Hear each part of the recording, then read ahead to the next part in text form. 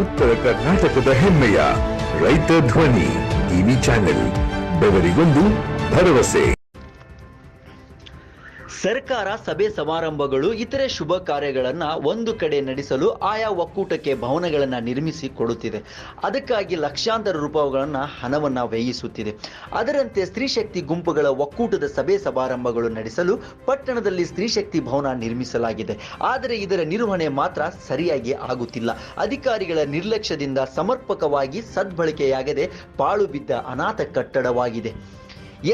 ನಾವು ಹೇಳಲು ಹೊರಟಿರುವುದು ಶಿಗ್ಗಾಂವಿ ಪಟ್ಟಣದ ಬಸವೇಶ್ವರ ನಗರದಲ್ಲಿ ನಿರ್ಮಾಣಗೊಂಡ ಸ್ತ್ರೀಶಕ್ತಿ ಭವನದ ಸ್ಟೋರಿ ಇದು. ಅದೇನಂತೀರಾ? ನೀವೇ ನೋಡಿ. ಅಧಿಕಾರಿಗಳ ನಿರ್ಲಕ್ಷ್ಯವೇ ಮುಖ್ಯ ಕಾರಣನ? ಬೇಜವಾಬ್ದಾರಿ ತೋರುತ್ತಿದೆಯಾ ಮಹಿಳಾ ಮತ್ತು ಮಕ್ಕಳ ಅಭಿವೃದ್ಧಿ ಇಲಾಖೆ? ಮಹಿಳಾ ಮತ್ತು ಮಕ್ಕಳ ಅಭಿವೃದ್ಧಿ ಇಲಾಖೆ ಸ್ತ್ರೀಶಕ್ತಿ ಯೋಜನೆಯಡಿ 2014 ಮತ್ತು 2015ನೇ ಸಾಲಿನಲ್ಲಿ 25 ಲಕ್ಷ ಅನುದಾನದಲ್ಲಿ ಪಟ್ಟಣದ ಬಸವೇಶ್ವರ ನಗರದಲ್ಲಿ ನಿರ್ಮಾಣಗೊಂಡ ಭವನ ನಿರ್ವಹಣೆ ಇಲ್ಲದೆ ನಿರ್ಲಕ್ಷ್ಯಕ್ಕೊಳಗಾಗಿದೆ. ಕಟ್ಟಡದ ಕಿಟಕಿ ಗಾಜುಗಳಂತೂ ಕಿಡಿಗೇಡಿಗಳಿಂದ ಒಡೆದು ಹೋಗಿವೆ.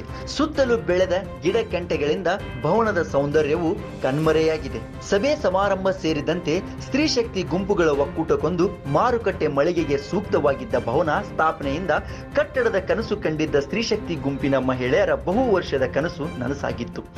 ಆದರೆ ಆರಂಭದಲ್ಲಿ ಭರ್ಜರಿ ವಿವಿಧ ಕಾರ್ಯ ಚಟುವಟಿಕೆ ಮೂಲಕ ಭವನ ರಾರಾಜಿಸಿದ್ದಾದರೂ ನಂತರದ ದಿನಗಳಲ್ಲಿ ನಿರ್ವಹಣೆಯ ನಿರ್ಲಕ್ಷ್ಯದಿಂದಾಗಿ ಗಂಟು ಹೋಯಿತು, ನಂಟು ಇಲ್ಲದಂಗಾಯಿತು ಎಂಬ ದುಸ್ಥಿತಿಗೆ ಈಗ ಸಾಕ್ಷಿಯಾಗಿದೆ. ಸ್ಥಳೀಯರು ಗಣಪತಿ ಹಬ್ಬದಲ್ಲಿ ಗಣೇಶನ ಮೂರ್ತಿ ಪ್ರತಿಷ್ಠಾಪನೆಗೋಸ್ಕರ ಸ್ತ್ರೀಶಕ್ತಿ ಭವನವನ್ನ ಸ್ವಚ್ಛಗೊಳಿಸಿ ಸುಣ್ಣ ಬಣ್ಣದಿಂದ ಸಿಂಗಾರಗೊಳಿಸುವುದನ್ನು ಹೊರತುಪಡಿಸಿದರೆ ಉಳಿದ ವರ್ಷವಿಡೀ ಬಾಗಿಲು ತೆರೆಯದೆ ಭೂತ ಬಂಗ್ಲೆಯಂತಾಗುತ್ತದೆ. ಪಾಳು ಬಿದ್ದ ಭವನವನ್ನ ದಾರಿ ಹೋಕರು ತಮ್ಮ ಅನುಕೂಲಕ್ಕೆ ತಕ್ಕಂತೆ ಬಳಸಿಕೊಳ್ಳುತ್ತಿರುವುದು ಮತ್ತು ತೊಳೆದ ಬಟ್ಟೆಗಳನ್ನು ಒಣ ಹಾಕಲು ಬಳಸಿಕೊಳ್ಳುತ್ತಿದ್ದಾರೆ. ಬೀದಿ ನಾಯಿಗಳು ಬೀಡಾಗಿ ಕಣ್ಮನೆ ಸೆಳೆಯುತ್ತಿರುವುದಕ್ಕೆ ಪ್ರಜ್ಞಾವಂತರು ಬೇಸರ ವ್ಯಕ್ತಪಡಿಸುತ್ತಿದ್ದಾರೆ. ಪ್ರಸ್ತುತ ಭವನದ ದುರಸ್ತಿಗೆ ನಿರ್ವಹಣೆಯ ಜವಾಬ್ದಾರಿ ಹೊತ್ತ ಮಹಿಳಾ ಮತ್ತು ಮಕ್ಕಳ ಅಭಿವೃದ್ಧಿ ಇಲಾಖೆಯು ಮೌನವಾಗಿದೆ. ಭವನದ ದುಸ್ಥಿತಿಗೆ ಖೇದ ವ್ಯಕ್ತಪಡಿಸುತ್ತಿರುವ ಸ್ಥಳೀಯ ಪ್ರಜ್ಞಾವಂತರು ಪಾಳು ಬಿದ್ದ ಕಟ್ಟಡಕ್ಕೆ ವಾರಸುದಾರರು ಯಾರು ಎಂದು ಪ್ರಶ್ನಿಸುತ್ತಿದ್ದಾರೆ. ಇತ್ತ ಸದುದ್ದೇಶದ ಕಾರ್ಯಚಟುವಟಿಕೆಗಳಿಗೆ ಸರ್ಕಾರ ವ್ಯಯ ಮಾಡಿದ ಲಕ್ಷಾಂತರ ರೂಪಾಯಿ ಹಣ ಹೊಳೆಯಲ್ಲಿ ಹುಣಸೆ ಹಿಂಡಿದಂತಾಗಿದೆ. ಸ್ತ್ರೀಶಕ್ತಿ ಗುಂಪುಗಳು ಹೊರತುಪಡಿಸಿ ಖಾಸಗಿ ಕಾರ್ಯಕ್ರಮಗಳಿಗೆ ನೀಡುವ ಭವನದ ಬಾಡಿಗೆ ಹಣವನ್ನು ತನ್ನ ಖಾತೆಗೆ ಜಮೆ ಮಾಡಿಕೊಳ್ಳುವ ಇಲಾಖೆ ದುರಸ್ತಿಗೆ ಕ್ರಮ ಕೈಗೊಳ್ಳುತ್ತಿರುವುದು ಸ್ಥಳೀಯರ ಆಕ್ರೋಶಕ್ಕೆ ಕಾರಣವಾಗಿದೆ.